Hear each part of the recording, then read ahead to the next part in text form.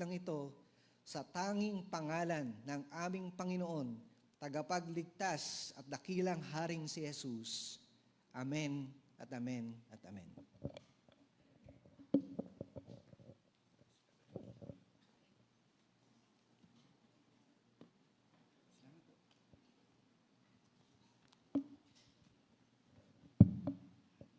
Pagpapala po ng Panginoon na tayo ay nagkakasama-sama, pinagbubuklod niya bilang kanyang iglesia at bilang kanyang pamilya.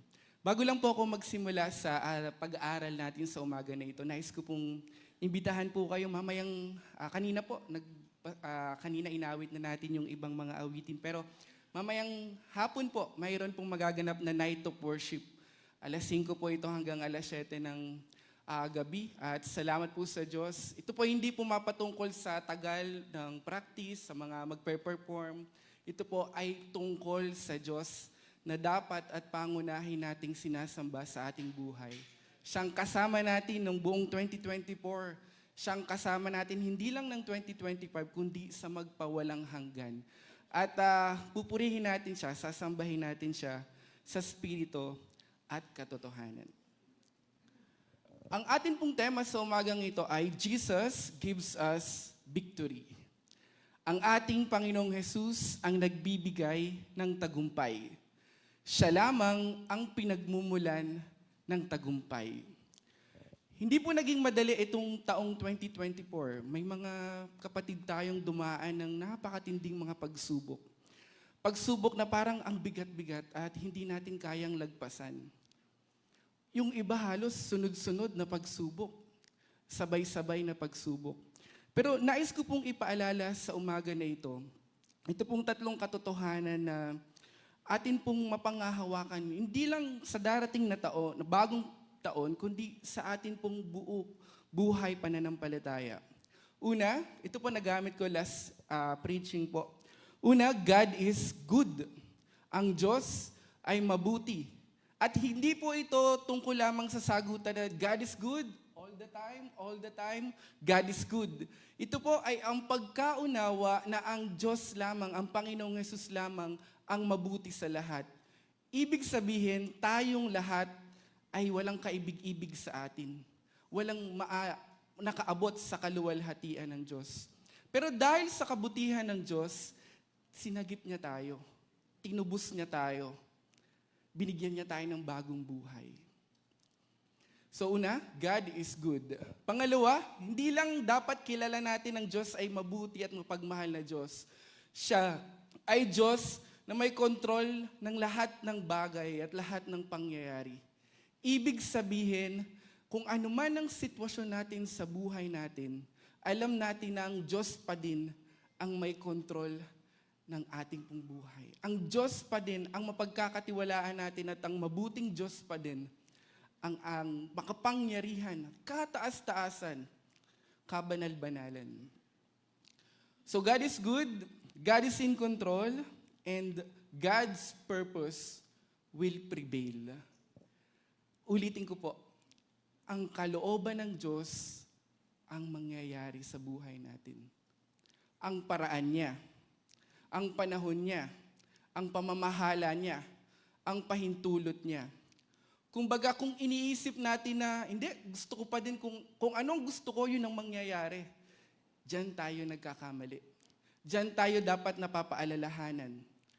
Tayo ay dapat nagpapasakop sa kalooban at layunin ng ating Diyos. God is good, God is in control, and God's purpose will prevail. At bahagi po ng kalooban ng Diyos, ng layunin ng Diyos, na maranasan ng bawat mananampalataya ang tagumpay ng ating Panginoong Hesus.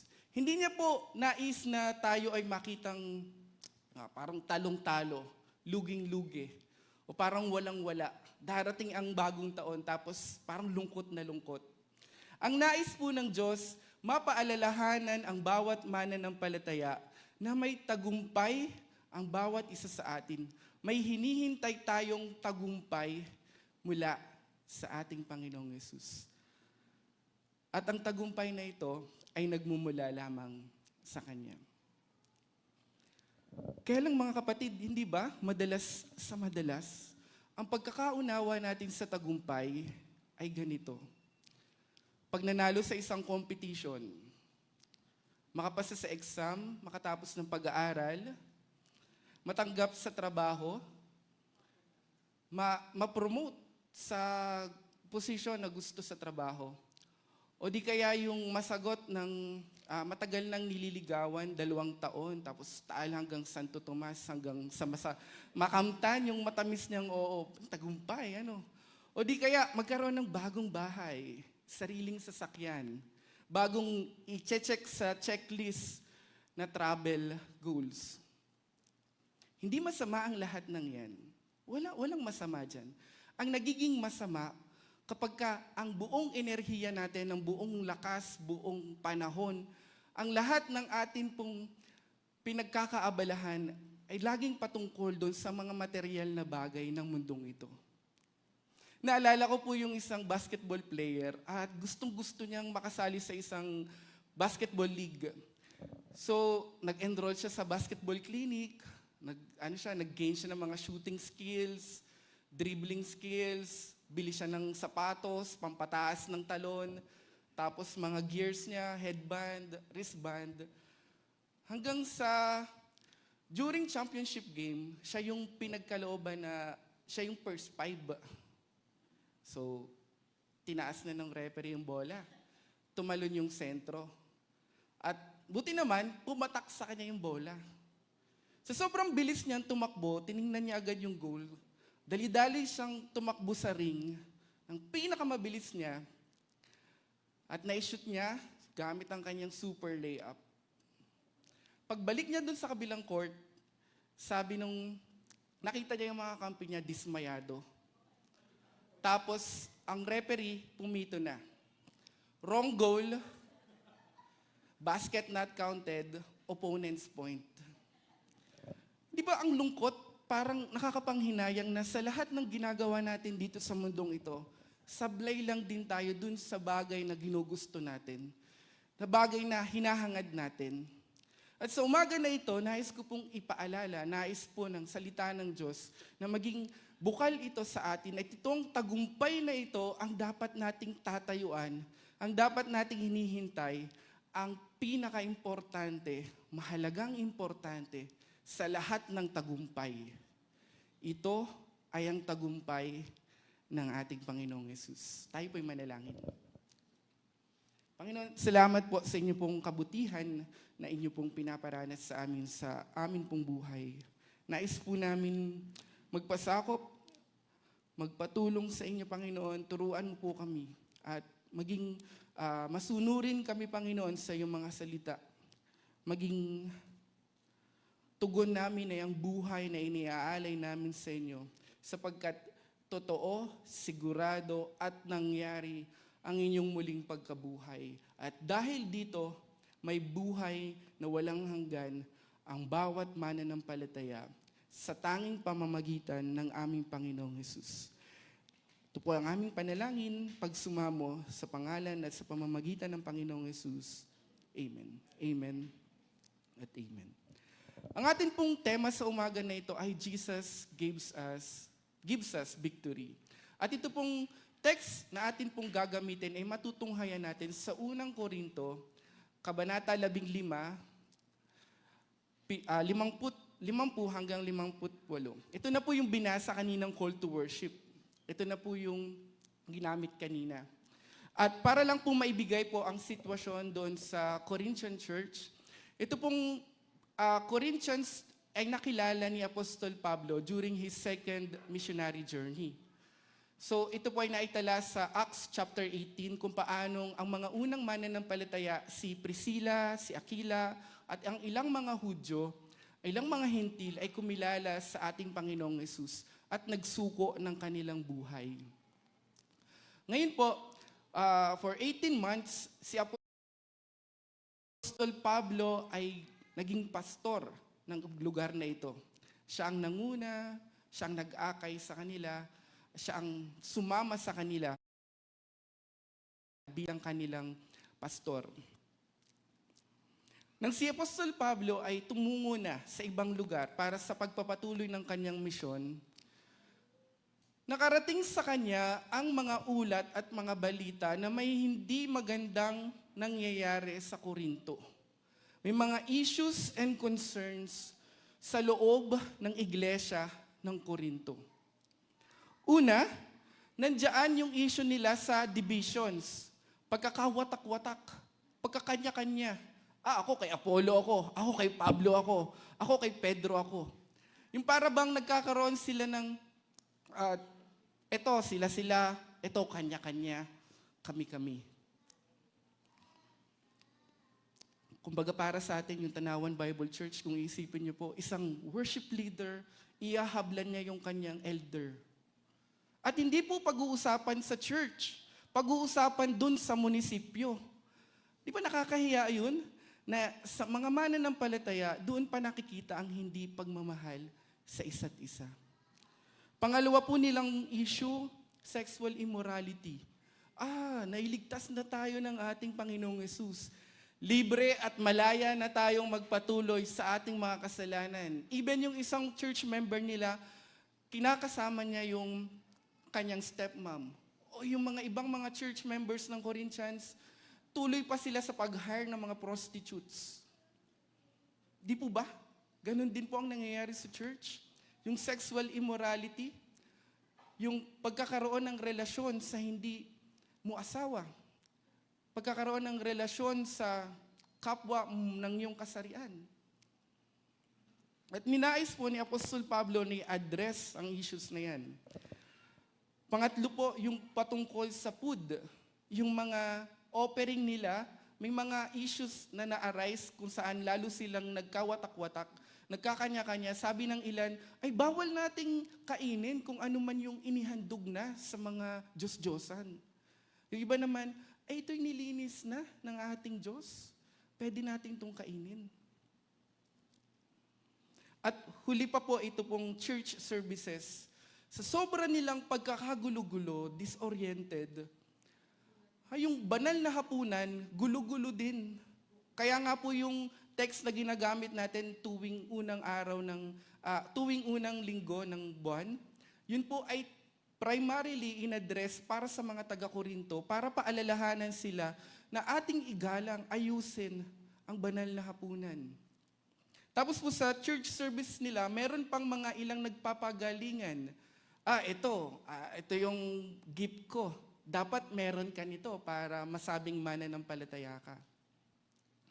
Sa lahat ng issues na yan, ang layunin ng sulat ni Apostol Pablo ay ipaalala sa kanila kung sino ang dapat inaangklahan nila ng kanilang pananampalataya.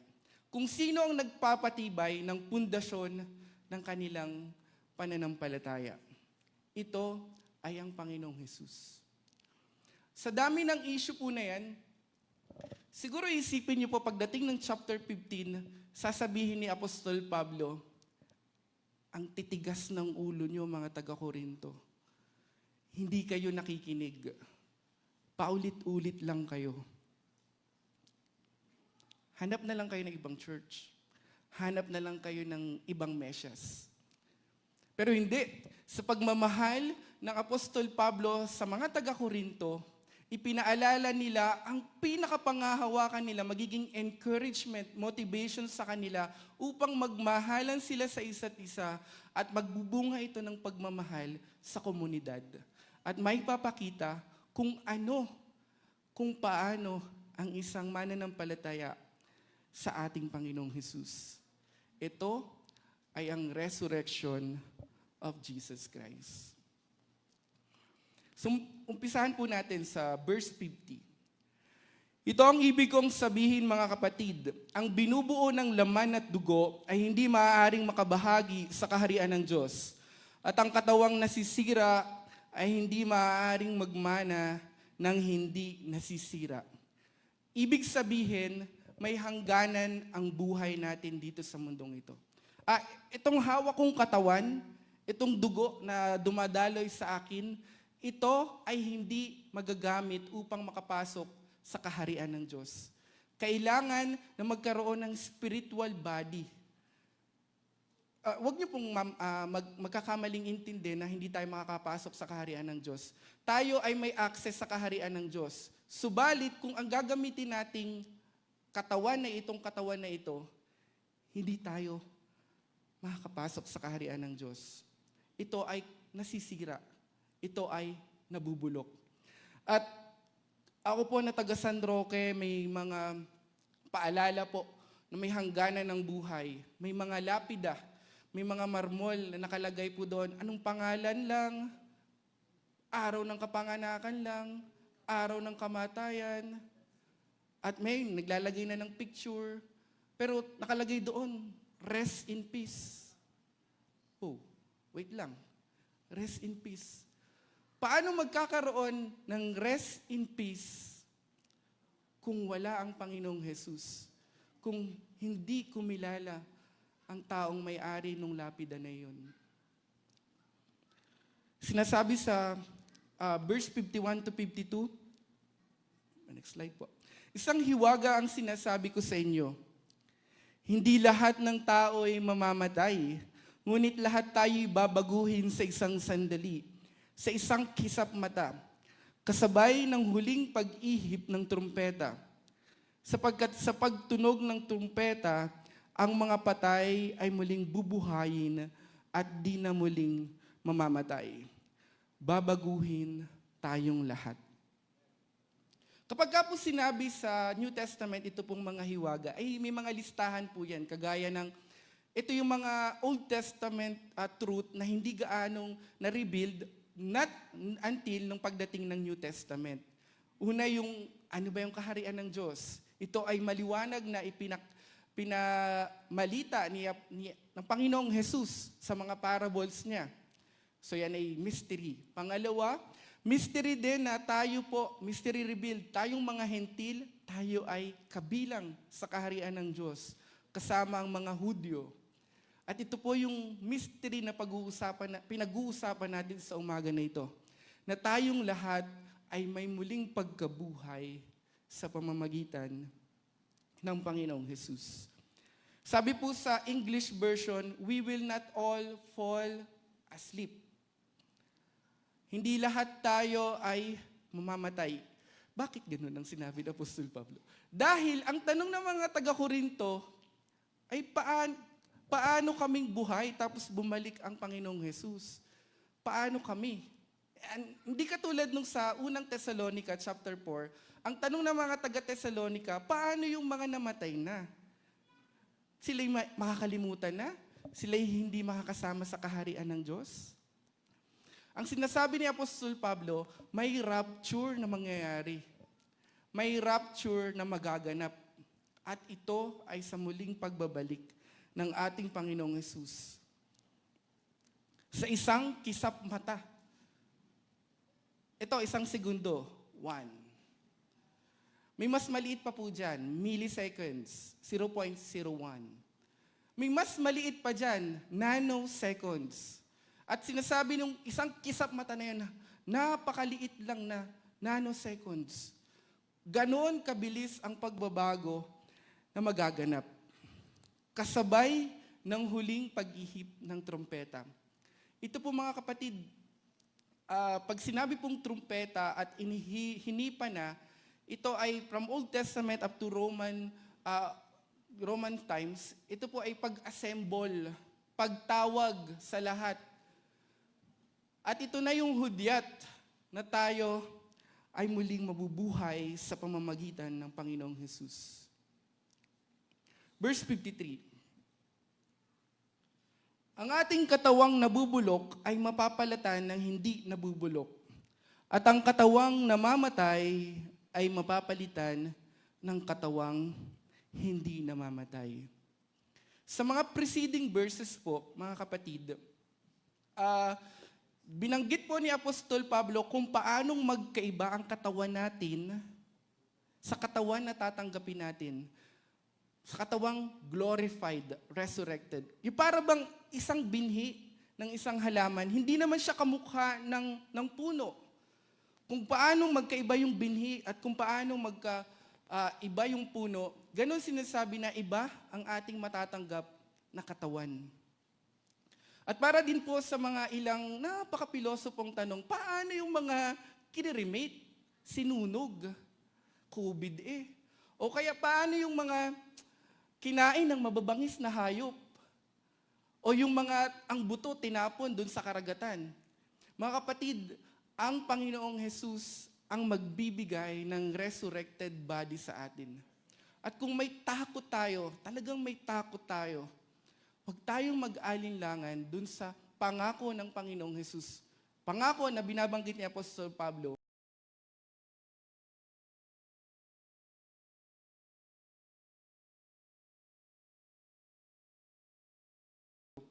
Ang katawan natin ay magkakaroon ng katawan na hindi nabubulok at hindi namamatay. Next slide po. Confession time po, ako po ay hindi ko kayang tumingin sa bangkay na nasa kabaong. Hindi po ako nakakatingin. Ano po? Ang mas gusto ko po ay maalala yung itsura na nung malakas pa, nung nakakausap ko siya, nung masigla pa siya. Kahit anong make-up, kahit anong barong o ang mga alahas, still bangkay pa din yun. Pero ang pinapaalala sa atin ng Panginoong Jesus, hindi naman yun ang ating permanenteng state. Hindi naman tayo mananatiling patay. Tayo ay may buhay dahil sa ating Panginoong Jesus. At ako po, testimony time, ang akin pong magulang, 7 years old po ako, na-diagnose po ang aking nanay ng colon cancer. Tapos ilang taon lang ang pagitan, ang akin naman pong tatay ay kidney failure. Both kidney po, hindi na gumana. Pero sa biyaya po ng Diyos, na-extend po ang kanilang buhay at kasama ko po, nakita nila ang magkaroon ng pamilya, mga anak. Ang akin pong biyanang babae, dumanas po ng breast cancer at tuloy po ang paggamutan. Salamat po sa suporta sa panalangin. At ang akin pong inay ay testamento ng kabutihan ng Panginoong Jesus. Ang aking tatay, may mga testamento din, yung grinder or anuman. Ang ibig ko pong sabihin, tayong lahat ay may hangganan ng buhay dito. Sa ayaw at ayaw natin, sa maniwala at maniwala po kayo, may hangganan ng buhay natin dito sa mundong ito. At hindi ito ang ating permanenteng tahanan. Kapag ang nabubulok ay napalitan na ng hindi nabubulok at ang may kamatayan ay napalitan na ng walang kamatayan, natutupad na ang sinabi ng kasulatan. Nalupig na ang kamatayan at lubos na ang tagumpay.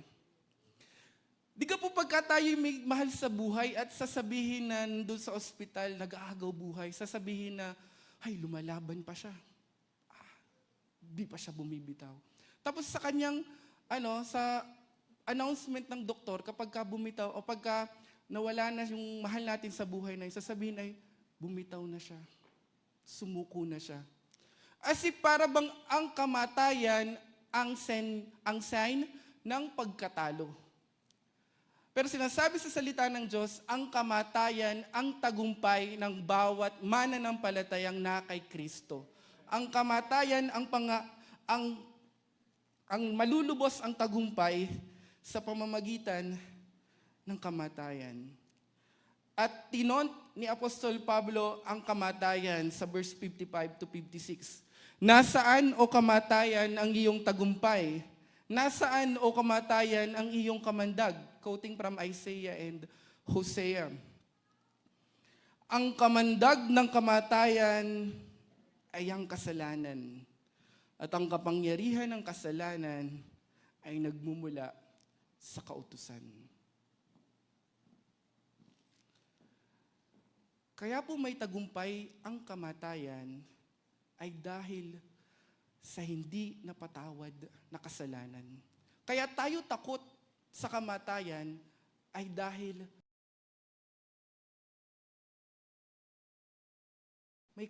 may kasalanan na hindi napatawad. And this was beautifully preached nung first Sunday ng December. Na ang tanging Panginoong Jesus lamang ang nakapagpapatawad ng ating mga kasalanan.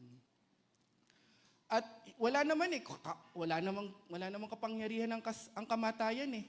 Nandun ang kapangyarihan ng kamatayan sa hindi napatawad na kasalanan. At ito ang kaibahan ng mga mananampalataya sa hindi mananampalataya. Na tayo ay may assurance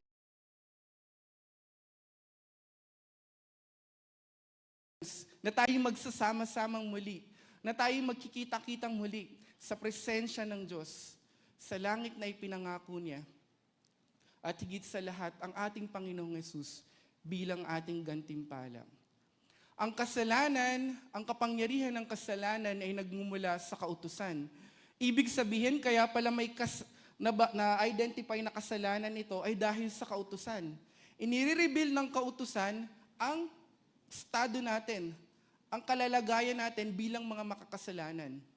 At inire-reveal din ng kautusan ang pangangailangan natin sa Mesyas, sa mediator, Jesus Christ, the only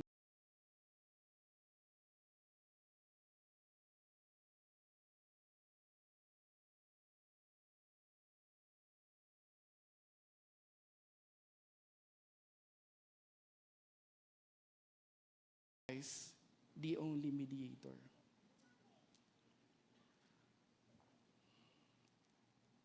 Kaya po tayo parang laging talo.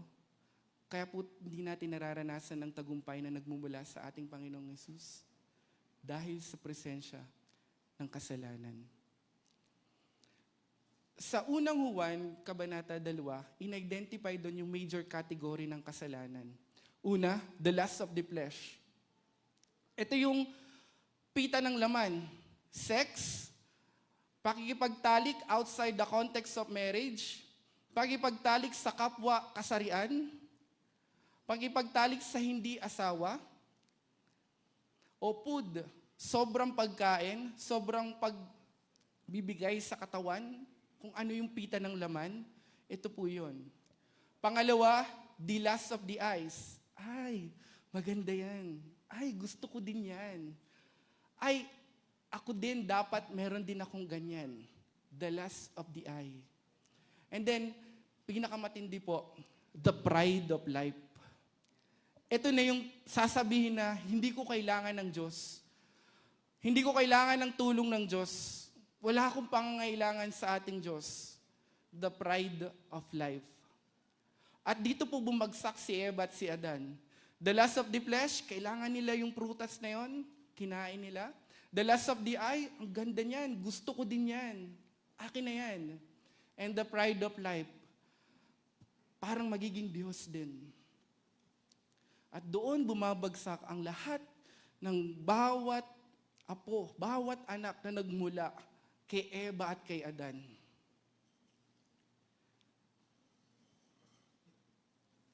Pero meron tayong pag-asa.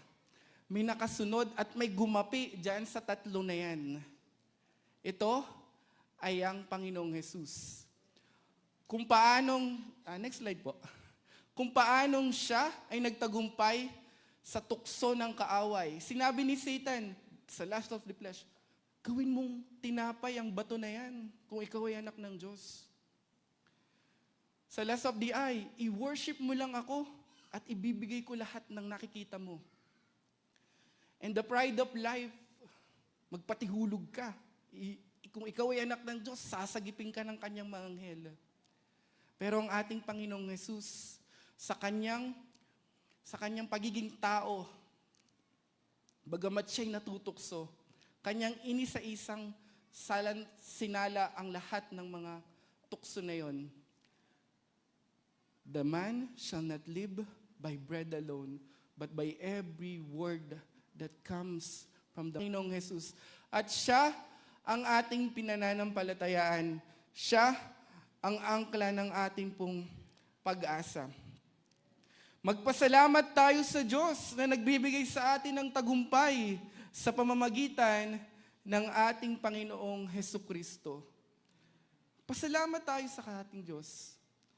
Hindi mo kaya magtagumpay, kapatid, kahit anong sikap mo sa daya ng kaaway, sa pita ng laman. Hindi ka magtatagumpay kung ikaw ay hiwalay at walang relasyon sa ating Panginoong Hesus.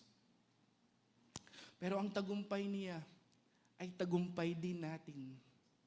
At ang tagumpay niya ang tagumpay na pangahawakan natin sa lahat ng panahon. Gospel application po. Kaya nga, mga minamahal kong kapatid, magpakatatag kayo at huwag matinag. Maging masipag kayo palagi sa paglilingkod sa Panginoon. Dahil alam ninyong hindi masasayang ang inyong pagpapagal para sa Kanya.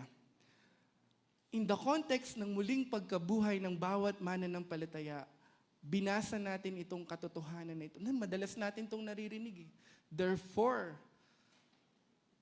bilang mga minamahal kong kapatid, ako po bilang isang bunso na elder. At ito po ang mensahe din at lagi pong pinapahayag ng bawat elders, ng bawat pastor. Magpakatatag kayo at huwag matitinag. Magpakatatag tayo sa ebanghelyo ng ating Panginoong Hesus. Maging matibay ang ating pananampalataya sa kung anumang dumadating na mga pagsubok, atin po itong ipagkakatiwala sa ating Panginoong Hesus. At nakaka-bless po yung iba sa atin na alam kong may mga pinagdaan ng mga pagsubok. Nakita ko po ang inyong pagiging matatag at hindi pagtinag. Tayo po ay tumayo, ipaglaban po natin ang ebanghelyo ng ating Panginoong Hesus. Yung kung may dadating ditong anghel, tapos ang sasabihin niya, ito yung bagong gospel, wag niyong paniniwalaan. Ang gospel na atin pong tatayuan, ang gospel na ating pong ilalaban, ay ang ebanghelyo ng ating Panginoong Hesus. Come, take up your cross, and follow me. Walang prosperity gospel, walang hyper grace. Ang ating pong pananampalataya ay ang ating Panginoong Hesus na nabuhay, namatay, at nas-resurrect upang ang lahat sa atin ay magkaroon ng tagumpay. Magpakatatag kayo. Panghawakan natin to, Tanawan Bible Church. Maging masipag kayo palagi, always abounding in the work of the Lord. Ay hindi pwedeng nakatayo lang, nakaupo lang, naging matibay lang, naging matatag lang. Kailangan may advancement ng kingdom of God. Kailangan sumusuporta tayo, kasama tayo sa pagmimisyon. Kailangan na tayo ay gumaganap sa gawain ng ating Panginoong Hesus. Always abounding. Hindi minsan, hindi frequently abounding. Hindi if you have time abounding. When you're busy, do not involve in the ministry. Hindi eh. Ang sabi doon, always abounding. Lagi. At hindi yung panahon ng kabataan mo lang. Hindi yung panahon ng pagre-retiro mo lang. Hindi yung kapag ka may time lang tayo. Sabi ni Pastor Peter Tanchi, the myth of being busy. Yung laging ang reason kung bakit hindi maka-involve sa gawain ay busy po ako. Madami po akong ginagawa. Hindi po ako makakatugon. Mga kapatid, ang totoo doon, ayaw nating mag-involve. Kung gano'n ang reason natin palagi, hindi iyon valid. Hindi totoo ang reason na yun. Always abounding. Laging sagana. Hindi yung patsi-patsi, hindi yung kukunti-kunti, hindi yung paunti-unti. Laging sagana na nagbibigay, tumutulong sa gawain ng paglilingkod ng Panginoon. At hindi po ito tungkol sa ministry ng Tanawan Bible Church. Hindi po ito pumapatungkol doon. Hindi po ito pumapatungkol sa ministry ng pastors and elders, ng worship leaders, ng missionaries. Ito po ay ministry ng nagtagumpay doon sa krus ng Kalbaryo ng ating Panginoong Hesus. Ito po ay kanyang ministry. Kung dumadating sa punto na, akong masusunod sa ministry na ito, ako ang magpapasya sa bagay na ito, diyan tayo nagkakamali. Ito ay ministry ng ating Diyos. Dahil alam ninyong hindi masasayang ang inyong pagpapagal para sa Kanya. Ito yung lagi nating ginagamit. Your labor is not in vain. Hindi lang pala sa context ng, magpapakasipag para sa church, kundi nandun sa context na ito yung pinangako, pinanghawakan ng bawat mananampalataya na may muling pagkabuhay sa pamamagitan ng Panginoong Hesus. Sayang ba kung magpatuloy tayo dito sa paglilingkod? Sayang ba na ibinibigay natin ang oras natin para sa gawain ng Panginoong Hesus? Ang nipis-nipis na ng ministry na ito, ang unti-unti na nang dumadalo ng prayer group na ito, ang kokonti lang yung encourage or nai-involve sa gawain na ito. Doon ba ang atensyon natin? Ang atensyon at focus natin ay doon sa nagtagumpay sa ating Panginoong Hesus na tinalo ang kamatayan. At nawa po mga kapatid, atin po itong dadalhin, tatayuan at ilalaban bilang kanyang mga mananampalataya. Hindi dahil papasok po yung 2025, kundi dahil kasama natin ang ating Panginoong Hesus sa lahat ng panahon. Tagumpay ng ating Panginoong Hesus, tagumpay ng bawat mananampalataya. Let me end po. Sa Bible po, napakaraming nakalagay na Bible character na nagtagumpay. Si Moises, tinulungan niya yung mga kapwa Ehipto niya para magtagumpay. At from the Egypt, yung Exodus papunta sa Promised Land. Si Joshua, sa kanilang pag-ikot sa Wall of Jericho. Si Daniel, sa Lion's Den, sa kabila ng kanyang pagiging tapat na manalangin. Siya ay kinulong, pero siya ay nagtagumpay. Si Samson, si Gideon, at napakarami pa. Yes po, si David, kung paanong tinalo niya yung napakalaking higante na si Goliath. Kaya lang po mga kapatid, hindi po highlight ng bawat Bible character na yan ay yung kanilang pananampalataya. Yung kanilang kayang ipagkatiwala sa ating Panginoong Hesus.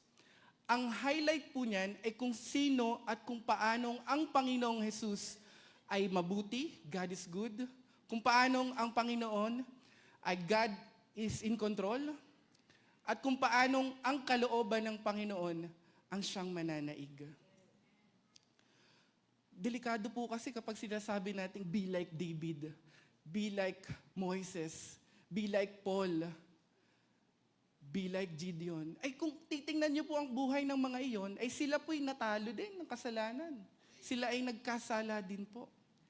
Titingnan po natin ang Panginoong Hesus sa bawat storya ng nagtagumpay na bawat Bible character na yon.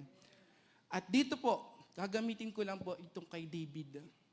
Sa story ng kay David, siya po ay dapat na magdadala lamang ng pagkain sa kanyang mga kapatid. Pero narinig niya si Goliath, tinutot niya at nilalapastangan niya ang pangalan ng Diyos. At sabi niya, payagan niyo po ako. Ako po ang lalaban. Tatalunin po. Sa pamamagitan po na naglakas na bumula sa Panginoon, sa aking Diyos. Yung higante po na yan, tatalunin ko. At talagang tinalo niya yun. Kumuha siya ng 5 bato.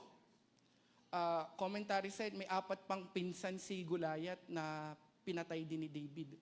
Pero sa isang bato lang, sa una at isang bato lang, tinalo niya si Goliath.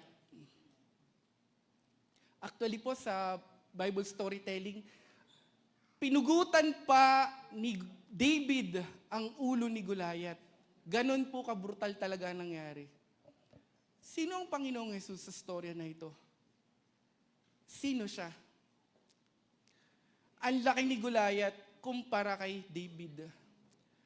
At tinuturo ng kwento na ito kung paanong napakalaki ng kamatayan, napakalaki ng kasalanan, pero tinalo ito ng ating Panginoong Hesus. At tinalo niya ito nang hindi yung parang close battle, toe-to-toe, dikit yung laban. Hindi. O yung parang nalamangan ang Panginoong Hesus tapos sa dulo, nag-never say die hanggang nanalo. Tinalo niya ito na para bang inapakan ng ating Panginoong Yesus ang ulo ng binhi ng ahas. Sabi sa Genesis chapter 3. At wasak na wasak ang ulo ng binhi. Anong takot natin sa kamatayan? Anong takot natin sa kasalanan? Ano nagpapaudlot sa atin upang hindi ibigay ang ating buhay sa ating Panginoong Yesus kung siya ay nagtagumpay sa krus? Nasaan ang ating pag-asa sa buhay at sa kamatayan? Nasa ating Panginoong Yesus. Ating pong panghawakan na sa kabila ng kamatayan, neither life nor death could not separate us from the eternal love of our God who saved us. Tayo pong manalangin. Panginoon, salamat po sa inyo pong kabutihan.